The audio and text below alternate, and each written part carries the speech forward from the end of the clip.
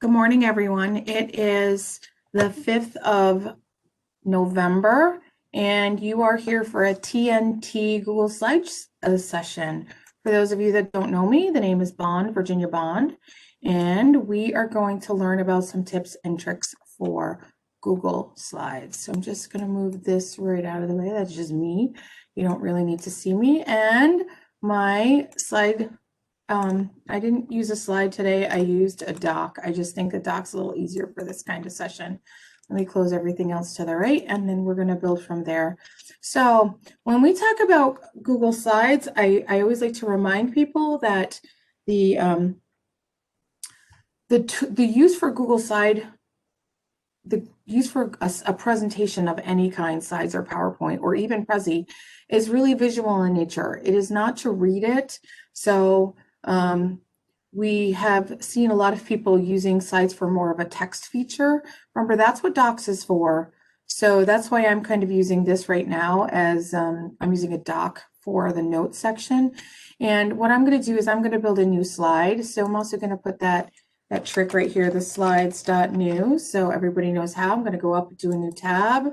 I'm going to go to slides.new so I can open up a new slide presentation. So I'm also going to use a tool today called the tab resize, and in that I'm going to split my screen. So I'm going to do a side-by-side today. It's a little different than some of the things I've done in the past, so this is going to look very, I'm going to try to make it a little bigger. Yep, there we go. So I'm going to do some of the pieces. You don't really need to see exactly what I'm doing. I'll pop in and out of it just so you can tell where I am. All right, so the first thing we're going to do is we're going to talk about the quick entry of a slide. Let me stop you right there. I'm going to call this a play deck. All right, I always name it, I always title it, and then I name it. So I'm going to come up here, hit that, because that's the quick way. I don't type twice. I want to only do things once. So that's all done. So that's like my tip 0.5. All right, the next one, we're going to do quick entry of slides. Now, the way we've done it in the past is that if you use PowerPoint, there was always a thing here, and you'd go to new slide, you'd enter a new slide, you'd enter a new slide, you'd enter a new slide. You'd also, the other way that we've been taught is to use this plus, new slide, new slide, new slide. You can do Control M, but you can also click here on the slide and just hit enter. And they will all come in. You see how quickly that went in? I got 10 slides very, very quickly. So what that allows me to do is to add my slides quicker. So I call that a quick entry of slides. You can always come in afterwards and change the layout, right? I can always go to just title only, or I can go to just blank. You know how, see, this is much easier. The trick is that in order to change the background layout and transition, you must have a slide selected in the film strip mode versus being in the workspace. This area is called your workspace. If you want to make changes, the minute I click over here into my workspace, that disappears. So people get confused because they're like, I don't know how to do this. So I typically use the layout of title and body. That's the one that most of us use. We may add an image in there, but we may have text in there.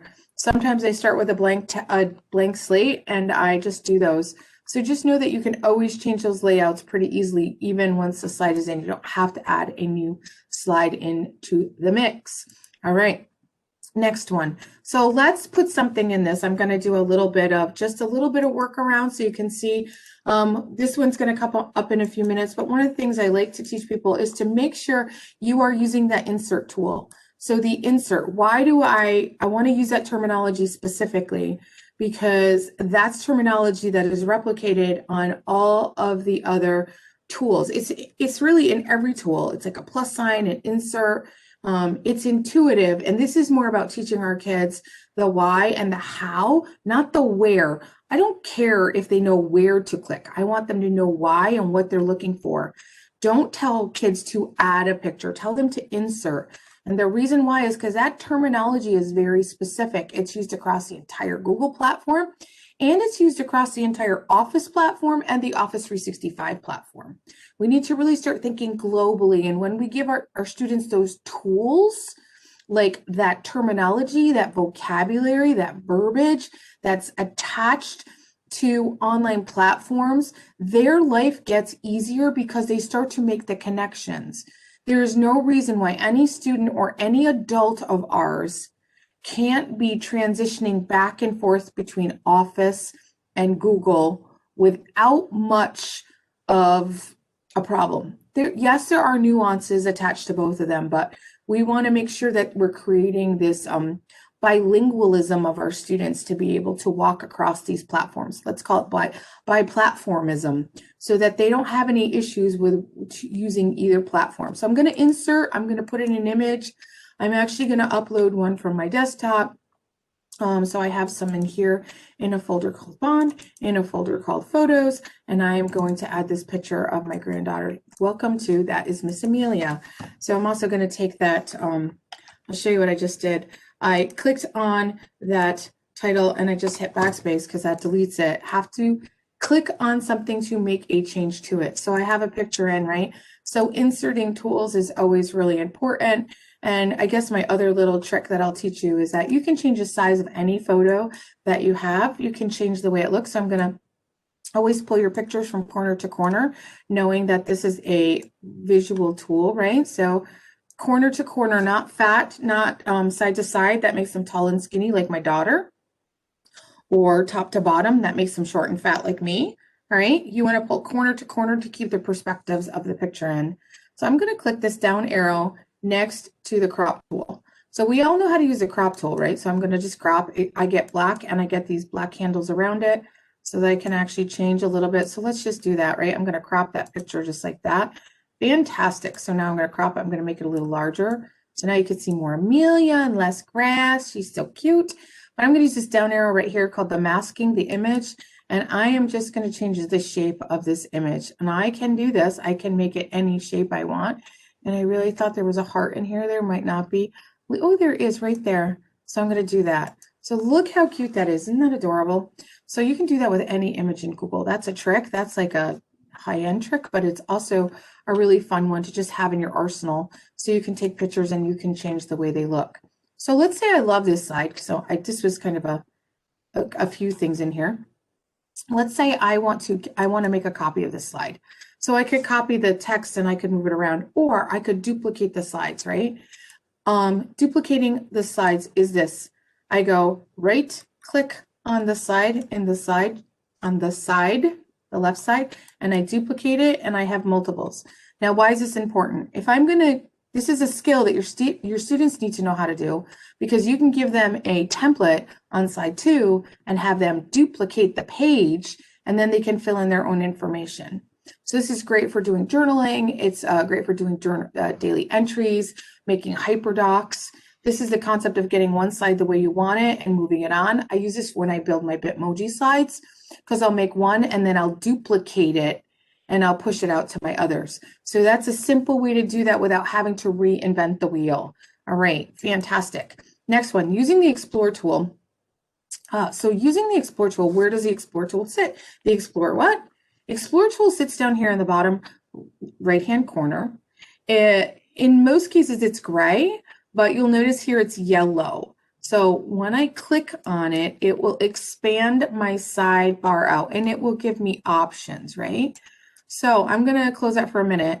This is assuming when I'm in slides, it always assumes that I want to put a new background to it. So I could come in and I could pick one of these backgrounds. Let's just choose one of those. Kind of cool, right? Okay, awesome. I also can type up here and I can do heart because I want a heart. And you'll notice it takes me out into the internet.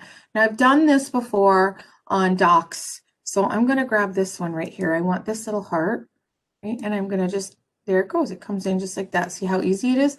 I did plus. I also can click and drag it over. So I can do either one that I want. Dragging it over makes it really big, but that's okay. I'm going to go like this and I'm going to pull it down and I'm going to put one over there. So that's pretty easy, right? So you can see I duplicated on this slide and that I think I took it off the page. So I'm going to put it right here and put it on the page on top. So pretty easy. So that's using that Explore tool. When using images with students, this is a much easier way for us to do it rather than take them off having them open a new tab and going to find it. This is an easier way for them to do it. By the way, this picture is filling the screen now with this one. Duplicated. When I duplicated it, when I put that, excuse me, when I use the Explore tool in and I put this slide kind of format in there, it did change my picture, but that's okay. It's just knowing that the option is there, and I'm okay with that. Next one, background versus theme. So I'm going to go back to this slide right here, slide number 2, and I am going to go play with the background versus the theme. So when I add in a background here, I can choose a color. So let's say I pick the color, that one right there, right?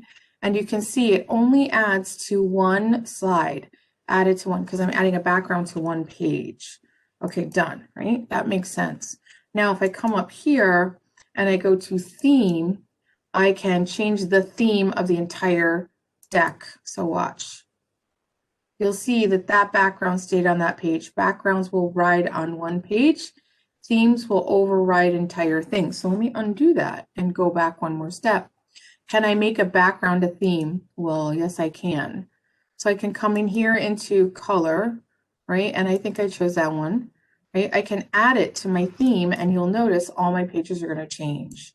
So I can do both. But why do I like to teach this? Because if I was working with students, I would have them choose their own color background.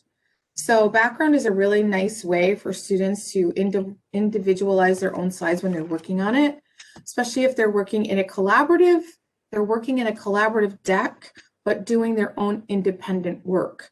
That is really nice. Like if you ask the 6 students all the same question, but they're all giving you individual answers, that's a good way to differentiate between their slides. But if they are working together collaboratively to present from one deck, then they should be using a theme that will tie everything together. And we'll come back to that in a few minutes. Okay, so the difference between them. Next one, transitions and animations. Okay, my big pet peeve when working with students and teaching them anything like slides or PowerPoint is that they perseverate on transitions and animations. So in slides, the transition, these 4 options, background, layout, theme, and transition, are hidden when you are in the workspace. So watch me do this again. When I click on the side deck, you see them, but when I click on to my workspace, they disappear. For me, that is awesome because I don't want kids putting in transitions all the time. So I'm going to come over here. So transitions are from slide to slide. Okay. So how do I want them to move? Do I want them to fly? They have lots of options in here. Well, not lots, not as much as you have in PowerPoint. Okay. So those are slide transitions. But if I want something to fly in like a heart, it's an animation. And just think of me like, okay, like this, right? Like a GIF. Think of a GIF animation. So I can add an animation to anything. I can make them fly in or fly out. So I'm going to have this fly from the bottom on the click, or it could come after previous. So after previous is when the page changes, and then you can play with the speed a little bit. So I'm going to just save that so we can watch what it looks like when I'm in present mode. Also, another skill you should be showing your students. So here's Amelia. And as soon as they do it, you saw the little heart flew in. Do I use animations and transitions? Never, ever. So rarely. Okay, I lied. I will use them when I'm doing a really big presentation. Like I'm going to present for NiceGate in a few weeks. I will probably have 2 animations on my slide deck. 2, not 2 on every page, but 2 total. I use them for emphasis. I find them very distracting. And I'm really more about getting content out than making it pretty. If I was doing a flashy presentation, that would be a different story. But I don't really feel like teachers care. And I know kids think it's like the bomb, but we need to really figure out when is a good place for it and when is not. So really using our head, thinking through that and what may make more sense. What we don't want to do is waste time putting transitions in, which is what kids do. And we'll talk about that down here in the 80-20 rule. Okay, so the next one. So using the insert tool, I already did. So that's coming up into insert. What are those things that we can insert? We can insert an image, a video. So let's just go back and I'm going to go to a different slide. I can insert an image, a text box, audio, so you can record audio. You will notice it will only do MP3s. So if you have MP4s, you have to get them converted. I get this question a lot. How do I do a conversion? So you can go MP4 to MP3 converter. And you can find one for free online. Cloud Converter is a really good one. A free online converter, not a downloadable. I'm very cautious about that. And you have to work your way through. Some of them will be blocked. Another thing to just know is that Chromebook is going to put an audio converter, an audio option on, and some of their component is coming soon to Chromebooks. So just know that. I'm not sure if it's coming in to the browser or if it's coming in to Chrome, but know that that's there. We also have things like you can record your voice within a document here. So I can also come in here, right? Click to speak, and I can put in anything I want. It's not exact all the time, period. You also notice that there is no punctuation put in unless I put it in. I can continue to talk and it is not going to add in punctuation. Push stop. So it came in down here into my notes section, but I could paste it up here. It's not an audio file. So this is speech to text, not an audio file. That there is a difference between the two. Okay, the next one in video. I do want to show video really quickly. You can insert a video. So let's just say I am looking for an old Austrian went yodeling. This is a song that's out there, right? An old Austrian went yodeling. It is, and I did it for once. I don't know if it's in here. It's so old. Oh, this one might be mine. So, oh yeah, it sure is. So that's me right there. An old Austrian went yodeling when it pops up, right? Did this with Screencast-O-Matic. And what I like about that is when it comes in, I can have it start automatically. I can have it start, and it is right here under play on the click. No, automatically. They just changed this. This used to be a click box here. So if I'm using the video and I'm running it, I can do it on the click. But if I want my kids to be able to do it, it will automatically start. So if we go into present mode, right, this is going to come sliding in, and the next one is the song is going to automatically start, right? I have the audio off because it's, so yes, and that is me, by the way. Oh, it's so weird to see that. And it's so weird to see me with dark hair. That's 7 years ago. So I had the video come in automatically. It plays automatically. The other thing that I can also do with that is I can start it at a different section. I can have it start, but if I only wanted to show minute 3 and 4, I can do that right there. So that's another little trick that we can do in the insert. All right, so as we keep going, the next thing is a page setup. I'm going to go to my next slide in, under File, and I come down in here to Page Setup. So this is one of the coolest features I think that's available, is that you can actually change the size of your screen. So you can go to a custom screen, and I see a lot of people wanting to go to an 8.5 by 11. So I do love this. How cool is that, right? I can have my, so it does convert the entire thing, but now I have a piece of paper. So here's my other little trick for my friends out there that are trying to do some things like writing on documents. A lot of people use Cami. I don't have anything with Cami. I find it very cumbersome for younger students. You can come in, you can choose an image. So I'm going to come in, I'm going to upload something for sure. I'm going to find an image that I may already have. Let's take this one. This is awesome, right? And I'm going to say done. And so now I have an image here. And what I can teach my students to do, this could be a PDF, it could be anything, it could be a document. You can teach your students how to put a box on it, and how to type in it. So once it is in here, they can do anything they want as far as the components. Now, this is not anything, they know how to do all this. And people are like, oh, that's a lot to teach kids. Trust me, they use this skill all the time when they are in Snapchat and Instagram. So they already have this skill in place. All we're doing is using it for an instructional purpose. So just think through that. That can be very helpful. So the ability to write on a background. So changing the page size does really help that. So the next thing along those lines is a print setting for my notes. So I can come up here, File, Print Settings, and Preview. I can come right here, and I have the option to choose which way I want to see my notes. Many of us like it like this. 3 slides per page with the lines.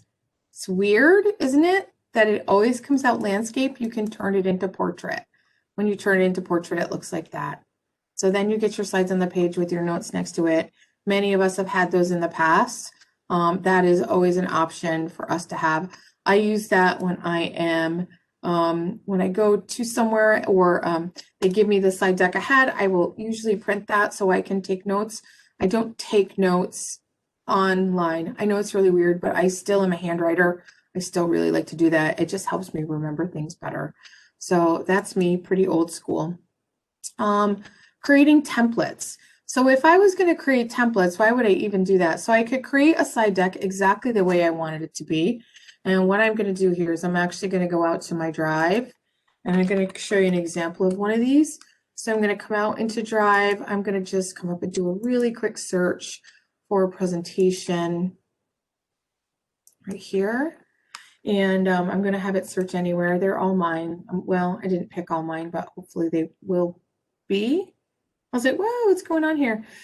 So you can create any kind of slide deck. So here's an example of one right here, a slide idea. So you notice that I did, here is like a grade level 7 through 8. These were some just ideas. I did this with adults. And I gave them slide number 2, and I asked them to please duplicate slide number 2. And then there's a video on how to do it. Put your name in where the stars are, change the background color to your favorite color, and then what's your favorite non-Google tool, and ask people to put some information in. So this was a slide, and this was the next part.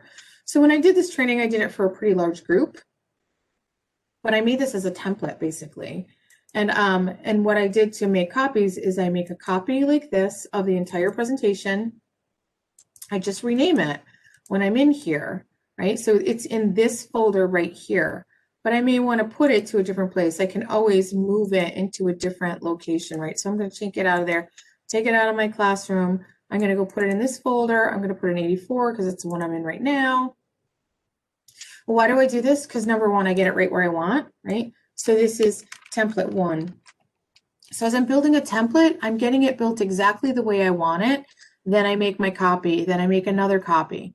And one of my next tips in here is really to use colors for your benefit.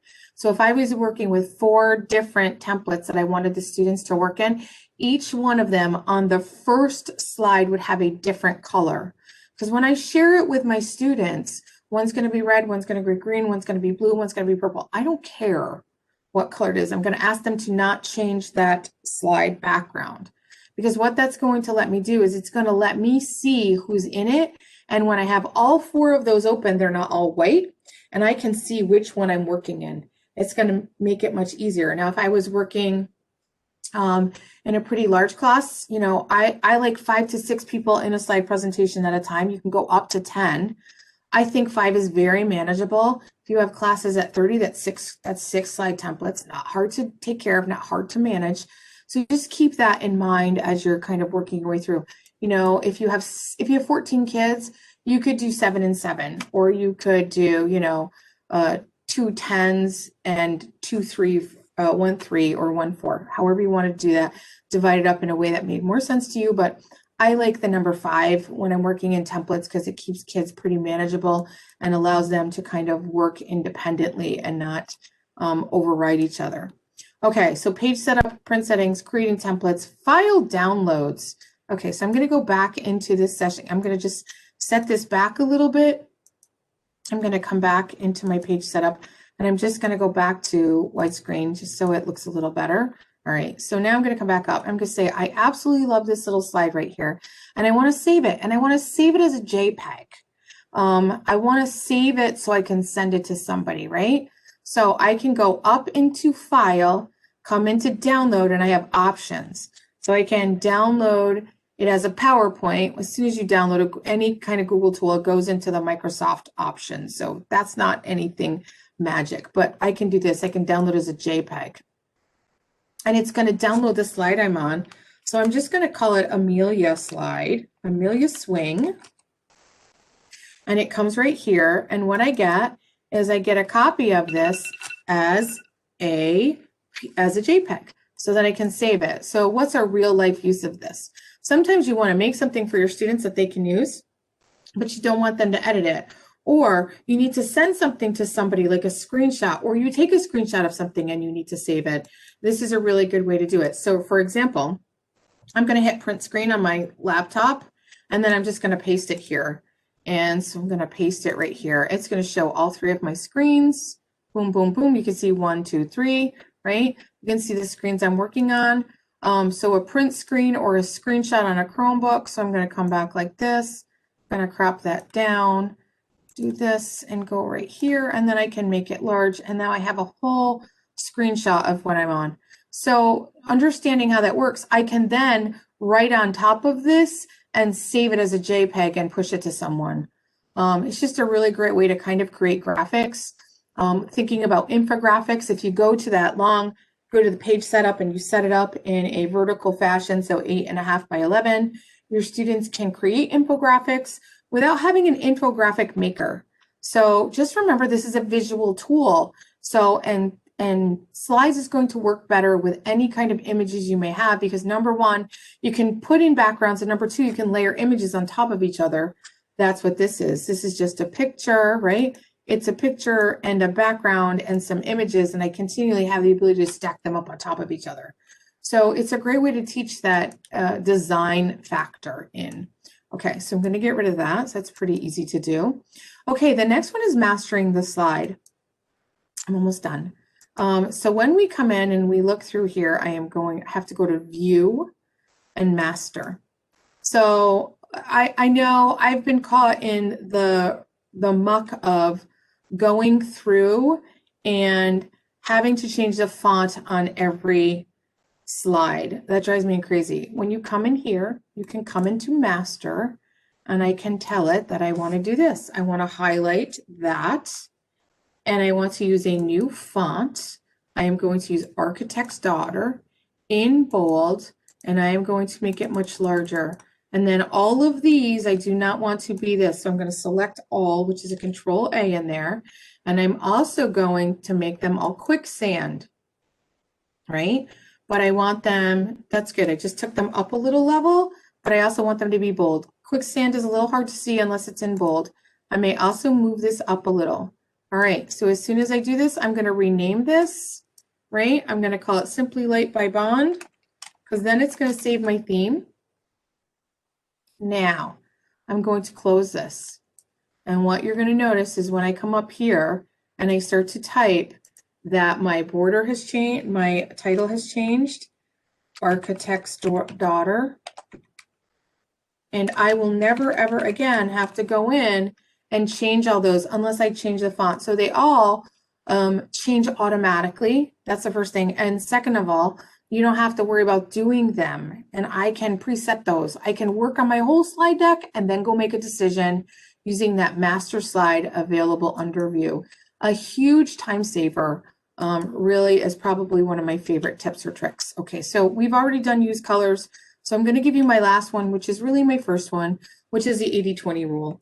So the 80-20 rule for me is really about when I'm working with my students and they are working on a slide presentation, right? The 80-20 rule means 80% content and 20% pretty. It's really important that we stay with that, because if we don't, our students are going to put way too much time, our presentations pretty, and that just does not matter. The content is the important part, because quite honestly, I can be in any presentation over here. I can push a button and I can give it what I need to, right? And automatically my presentations are going to look much nicer. They're going to have these background components. They'll be all set to go. Quite honestly, I'm not so much about the pretty. I am absolutely more about the content. You'll notice if you've taken any slide, any trainings with me, that I do not spend a lot of time on backgrounds, right? I just don't have the time. And number two, I'm more interested in the content. If you are super interested in finding some fun slide content for your kids, I'm going to give you one more gift here. I'm going to go to a spot called Slides Mania, and it should, I never remember the date. I never remember if it's slidesmania.com. Oh, it went right to it. So let me go full screen. I'm going to put my stuff back together here, right? Okay, so here's Slides Mania. And you'll see lots of really, really cute little slides here. So I can come into, let me just find a different one. Let me find a nature one. So there are some really pretty ones in here. All right, this one's, I don't love spring. Oh, this one's cute. Okay, so let's go here. I'm clicking on it. They are free. I'm going to come to the bottom. I'm not going to click on every start button I see. I'm going to keep looking until it says open in Google Slides. Open in Google Slides. And I'm going to tell it I want to use this template, and it's going to go in and use the template, okay? So it's going to open up something for me right there. It's all set to go. Now, when I'm here in the deck that I was already in, I'm going to import a theme, and it's going to say, what theme do you want to import? So it's going to take a minute, and it comes right in. Basically, it saves that into your Google Drive. So I can come in and it's going to pull that theme into this presentation. That just makes things beautiful. So you see, I clicked on it, I import themes. When the chances are that I want to have a really nice snazzy old little presentation, I will come in, I will import a theme like that. And unfortunately, that's taking a little bit more time than I planned on, but that's how easy it is. So they will go through. I will get this uploaded and we'll be all set. So have a great day all. I hope that was helpful, and I will see you tomorrow for tomorrow's sessions. Bye.